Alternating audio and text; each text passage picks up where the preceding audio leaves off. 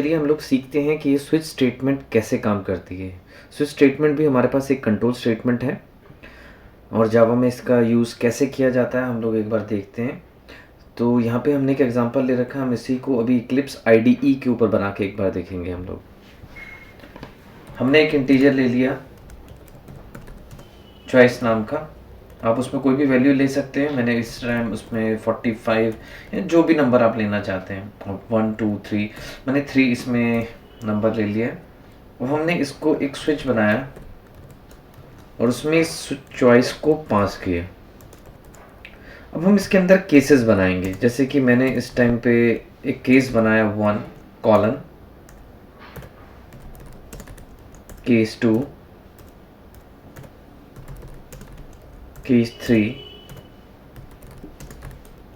Case 4, ऐसे multiple cases आप बना सकते हैं। ये सारे केसेस हमने इंटीजर में इसलिए बनाए क्योंकि हमने लिया ही इंटीजर है। हम चाहते तो यहाँ पे करेक्टर भी ले सकते थे, तो सारे केसेस करेक्टर प्रकार के बनते। अभी फिलहाल हमने यहाँ पे इंटीजर प्रकार से वेरिएबल लिया है, तो सारे केसेस इंटीजर में ही बनेंगे। तो लेट्स टेक एन एग्जांपल, अगर हम यहाँ पे 1 लेते तो हमारा केस 1 चलता और यहाँ पे प्रिंट होता संडे।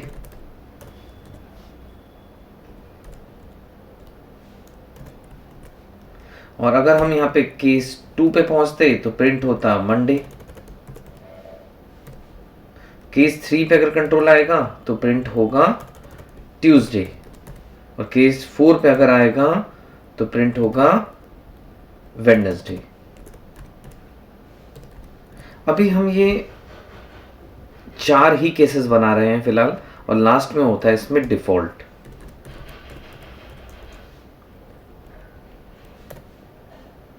तो इस तरीके से चलेगा। अब हम लोग इसको एक बार चला के देख लेते हैं कि किस तरीके से होगा।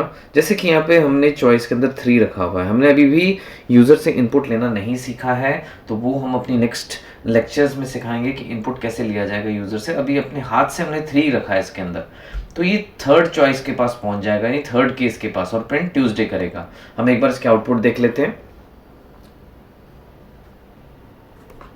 तो ये 3rd के पास तो पहुंचा, यानी ट्यूसडे आया, लेकिन उसके बाद कंट्रोल हमारा स्विच से बाहर नहीं आ पाया। तो कंट्रोल को स्विच से बाहर लाने के लिए हमें ब्रेक की जरूरत पड़ेगी। तो हम क्या करेंगे, हर केस के नीचे ब्रेक जरूर लिखेंगे।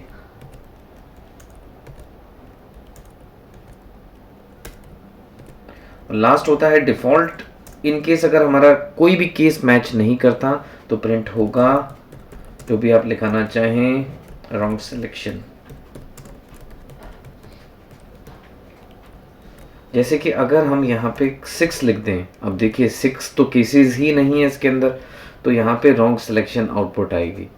और अगर हम वो 3 लेके ही चलें, क्योंकि हमने ब्रेक तो लगा ही दिया है, तो ब्रेक लगाने के बाद अभी हमें जब आउटपुट चेक करेंगे तो ट्यूसडे ही आएगा। तो इस तरीके से हमने सीखा कि स्विच कंट्रोल स्टेटमेंट कैसे काम करती है जावा में।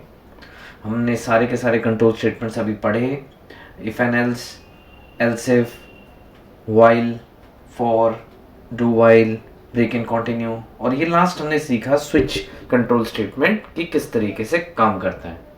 तो यहाँ पे हमने अपने सारे कंट्रोल स्टेटमेंट्स कवर किए हैं। आगे चल के हम कई क्वेश्चंस को हम लेकर आएंगे, सीरीज लेकर आएंगे पूरी क्वेश्चंस की, जिनमें हम ये सारे कंट्रोल स्टेटमेंट्स को यूज़ करना सिखाएंगे। अभी हमने केवल इनको सीखा है कि ये कैसे बनाए जाते हैं। आगे चल के हम सीखेंगे कि इनका उन प्रोग्राम्स के अंदर किस तरीके से प्रयोग किया जाएगा।